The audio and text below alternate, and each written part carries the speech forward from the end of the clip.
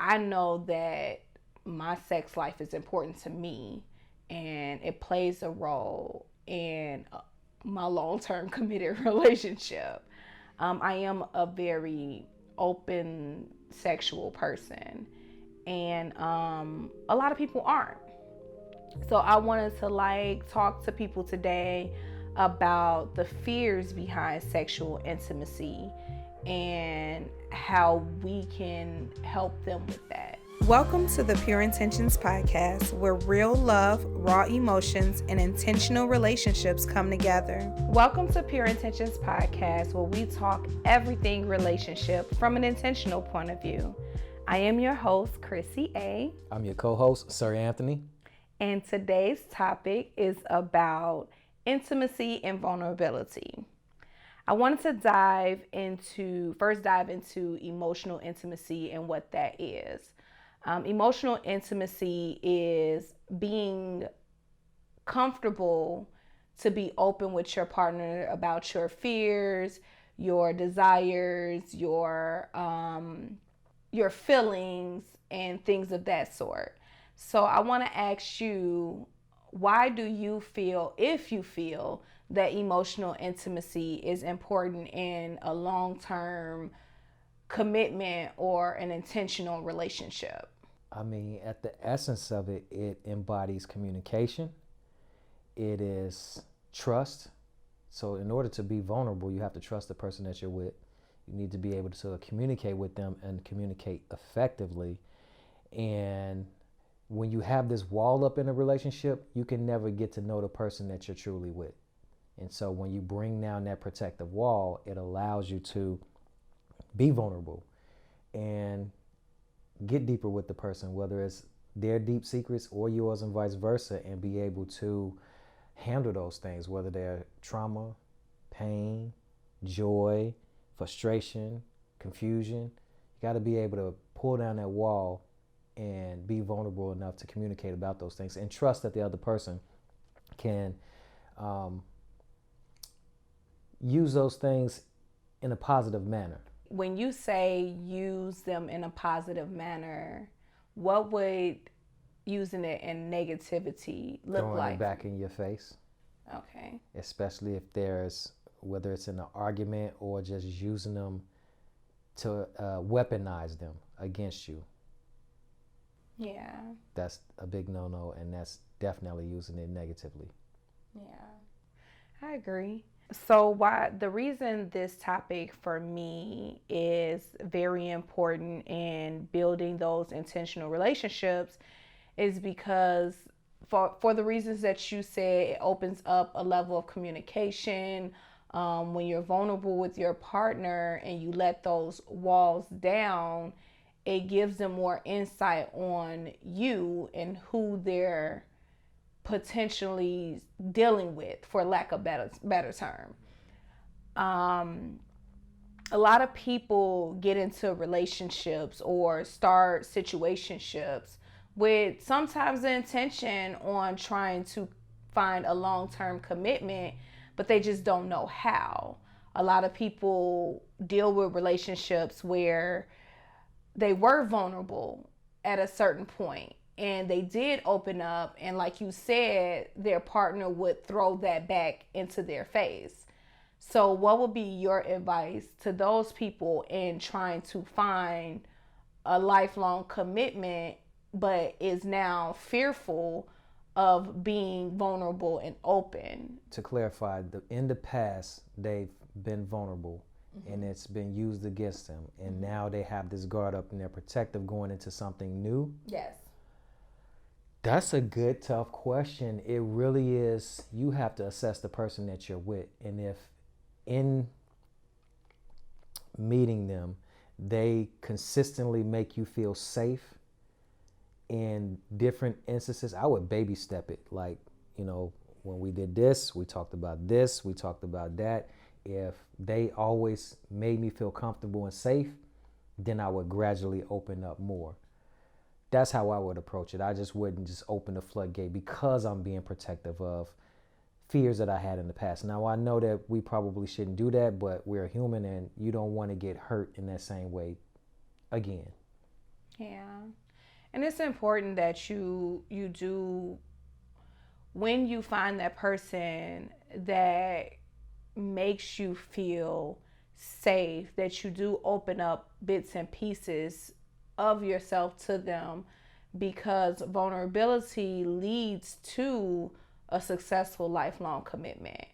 When you have that safe space where you don't feel judged, where you feel that, because everybody needs somebody to talk to. And I'm the type of person that believes that God put men and women together for partnership and lifelong commitment. So sometimes we try to go down our own path and get into relationships for, I would say, fleshly reasons. And we find ourselves in those situations where people that you feel like you were, even with friendships, it's not just a relationship thing. Like I've said before, relationships are anybody you encounter in life, and you want to be intentional about all your relationships. So when you let down your guards, even with friends, even with loved ones, it's like, it probably felt like the knife in your back. Once they repeat what was said to them in confidence.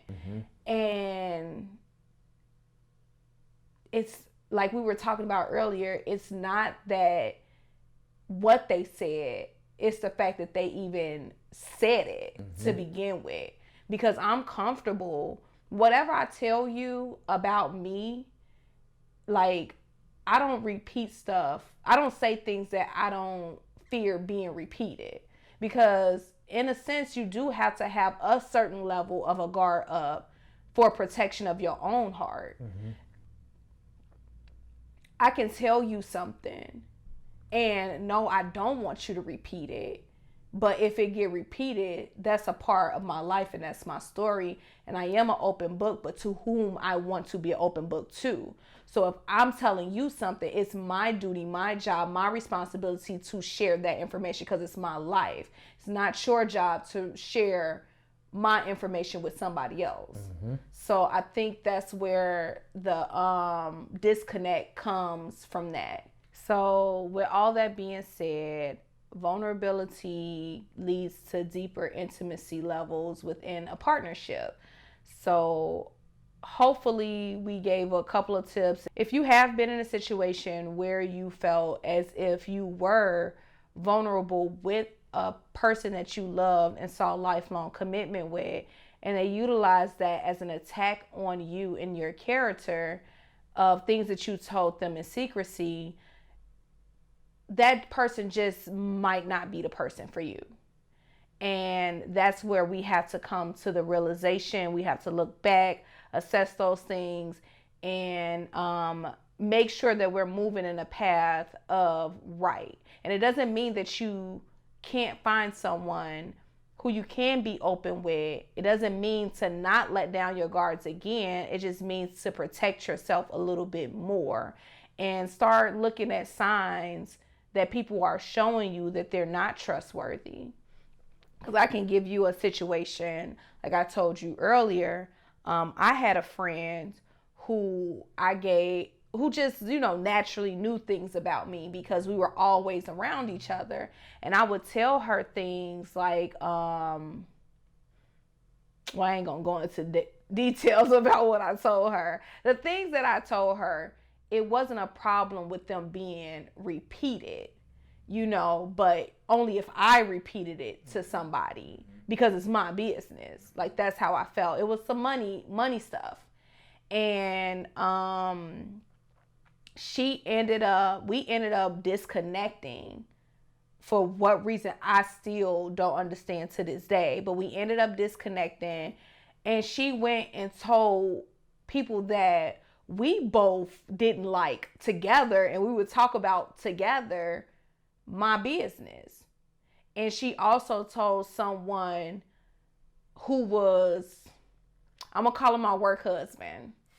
I had a work husband.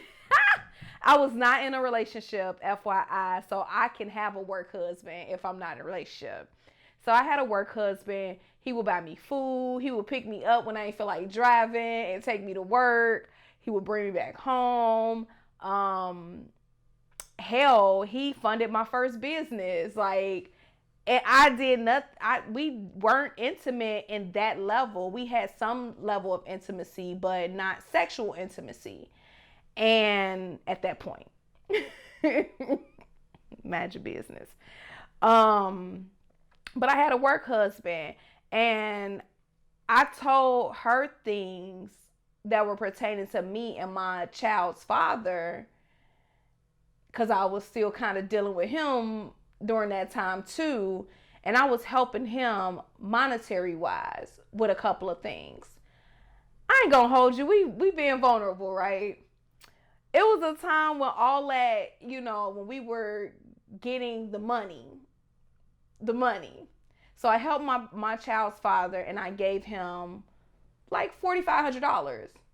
And this guy was always helping me. I didn't give him no money. I didn't. But he had money. He had his own money, and when me and her had the falling out, she called him to tell him, oh yeah, Chrissy gave her baby daddy $4,500. Like, bitch, that ain't none of your business to be telling him. True. And I feel like that even when it comes to me and my friendships, I take them very, very seriously, just like my relationships. And once I deem you as being my friend, we locked in until some fuck shit happened. So now I gotta cut you off completely. So my work husband calls me, and we having a conversation and about her, because he asked me, have you talked to her? And I'm like, no, I'm not talking to her. Like, to me, she's cut off. Like, you no longer have access to me. We're not friends. Friends to me don't do things like that. And that was like one of the many things that she did. So when he asked me that, his feelings was kind of hurt by it, and I could tell. And he was like, yeah, she was telling me that you gave your baby daddy $4,500 or something like that. And I said, and I did. Cause like, yeah, I did say that. So, that's what I mean by I don't say things that I'm in fear might get repeated. Mm-hmm. It's just the fact that you told him that. You did it maliciously so he can stop talking to me, so I won't have access to my daily lunches and my rides to work, because at that time my car had failed and she was taking me to work until we got into it. So now he was responsible to pick me up and take me to work. Even when he wasn't working, he was doing it. And we worked all the way in O'Hare. So it was like she did that intentionally to fuck my access to work up. Like, what?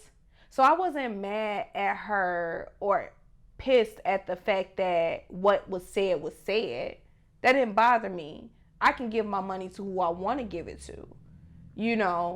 I know he felt some type of way, and I can understand why he felt some type of way, but it was my money. So, and then even after that, he was still fucking with me. So you did that for what reason, But I'm saying all that to say that it didn't stop me from creating friendships. It didn't stop me from having friends that I am vulnerable with. It did stop me from opening up. No, it did show me things, red flags in friends, because she had a lot of them. And when I see those red flags, those are the friends that I know that I'm limited to sharing some of my business with. Mm-hmm. That was a version of intimacy. I want to get into sexual intimacy. It is very important in a relationship. I know that my sex life is important to me, and it plays a role in my long-term committed relationship. I am a very open sexual person. And a lot of people aren't. So I wanted to like talk to people today about the fears behind sexual intimacy and how we can help them with that. Okay. So there's stigmas behind sex, and some people feel embarrassed to open up about their sexual needs and wants because there's a lot of different sex needs and wants out here that some people just probably don't relate to. So, what would be your advice as to maybe your partner having a certain kink that they're afraid to share with you, or better yet, your partner wanted to do something to you and not knowing how to ask you for that? That's a very good question. And so, to help you, a shameless plug to our intimacy cards that we have on pureintentions314.com, where it will help you open up these icebreaker questions on asking your mate.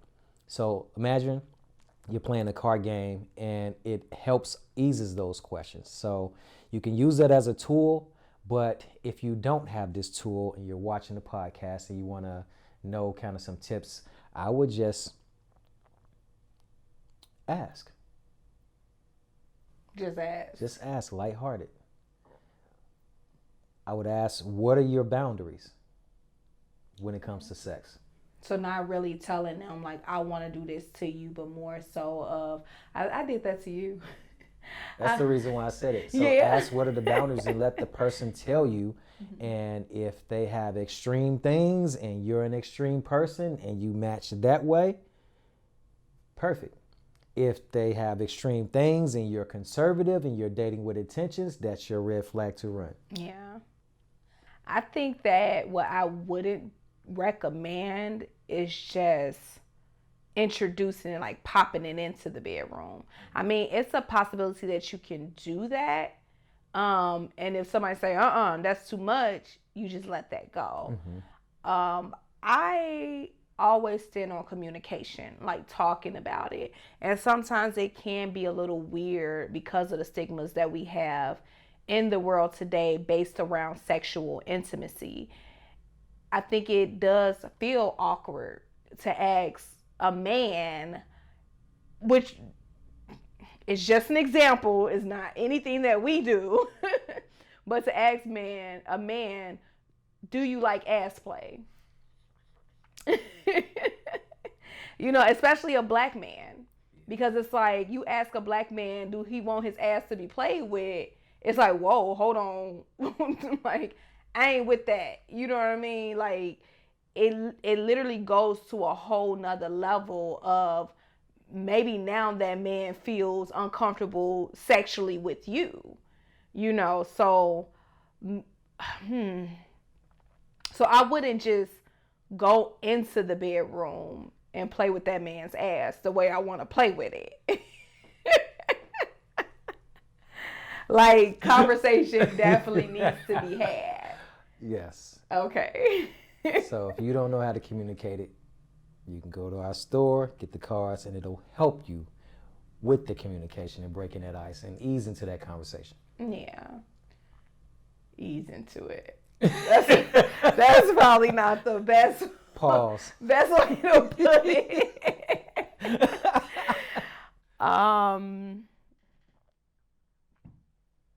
What if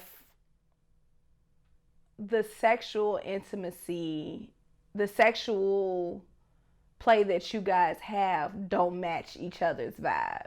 Like, you have this person that you really vibe with, you love their energy, they motivate you, they check all the boxes on your list, and when you get in the bedroom, it's good sex, but then one person is saying like, hey babe, we need to kick it up a notch, and they're more sexually addicted than you are. What do you do in that situation? That's a hard one. Yeah. Yeah. Is that like a compromise thing? Do you compromise sexuality in the bedroom?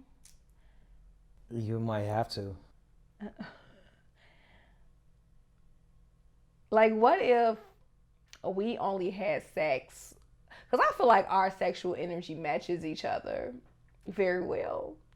But what if I was the type of person like, I only want missionary the entire time. Like, I ain't with all that extra stuff that be going on in the bedroom.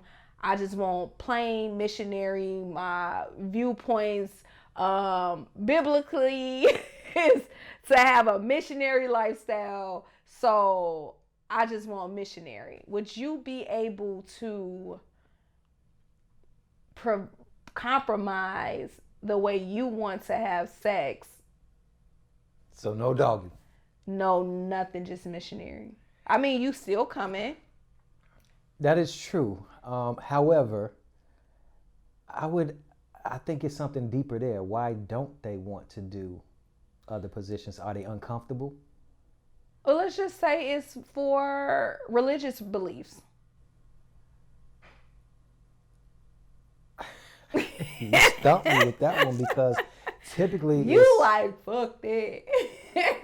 Listen, I need to stop being politically correct. If you saying it's checking all of the other boxes, but here the box is not quite checked, it's kind of a red flag. And can you sustain that long term? Can you compromise that long term? That because of their religious beliefs, like we're having, I don't want to mix sex and religion. Like, this is supposed to be a bonding, this is supposed to be fun, and now we're limited. It's gonna make my mind veer off, and then instead of, now I'm not dating with intentions, because you're gonna cheat. It'll probably put in a cheat mode if looking at so about you giving me the cheat code.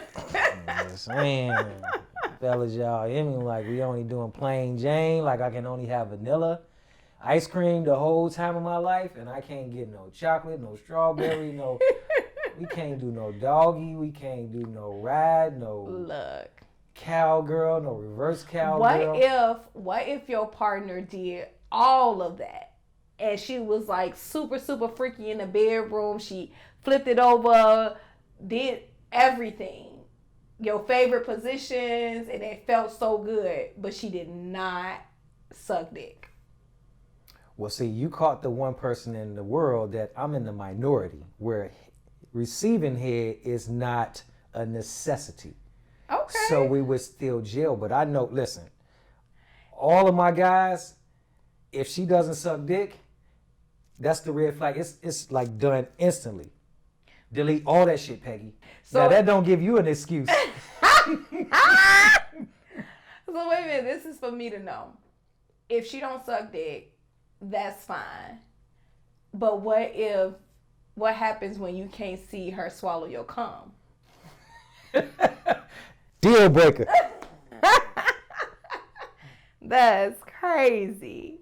I personally don't think that, I think this is why we created this podcast as well, to talk about these hard-hitting topics, because everybody's situation is different. We have similar situations, but they're different. And to talk about sexual intimacy and a mismatch in sexual intimacy is important head on. Like, I know we don't want to be on first dates talking about sex, but let's be honest, sex is a very important part of a relationship. And it's not to say that we're talking about sex to go back to your crib to have sex that day. But these are questions that need to be asked so you can know that for long-term reasons, if this person matches your sexual energy. Because if I am the type of person that only enjoys missionary, I want to make sure I'm aligning with a man that is okay with that, so we don't have those conflicts in the future where now my man feel like he has to step out to get pleased in a way that he needs to be pleased. It's not an excuse for cheating at all, but let's face it, it does happen. And it happens for multiple different reasons. I'm not a cheater, so I can't really technically give you experience reasons as to why cheating happens, but it does happen. So we want to try to avoid that as much as possible in an intentional relationship. So if you a missionary girl, there is a missionary man out there for you that will love having missionary sex with you. He might not be a black man, but he's a man, and you go find him. Period. So just to close out, intimacy is very important in relationships, and it goes far beyond sexual intimacy. I think a lot of us first start thinking about sex as soon as we hear intimacy, especially men. But there is more levels to intimacy. You have intellectual intimacy, which is where you basically share thoughts with your partner and you have open conversations about experiences with your partner and ideas. There's also spiritual intimacy, and that could look like whatever your spiritual beliefs are. Maybe you meditate with your partner, maybe you pray before you eat, maybe you pray before you go to bed. That's a level of intimacy as well. So we're not just going to stop at sexual intimacy, although it is very, very important in a relationship. And if anybody have any questions, don't be afraid to send them our way. Ask us. We'll definitely get back to you. We probably create a whole new podcast about surrounded around your question. So with that being said, that concludes our intimacy and vulnerability podcast today. You feel good? I feel amazing. What about you? I feel great. So we will see you next time on our Pure Intentions podcast with more intentional advice.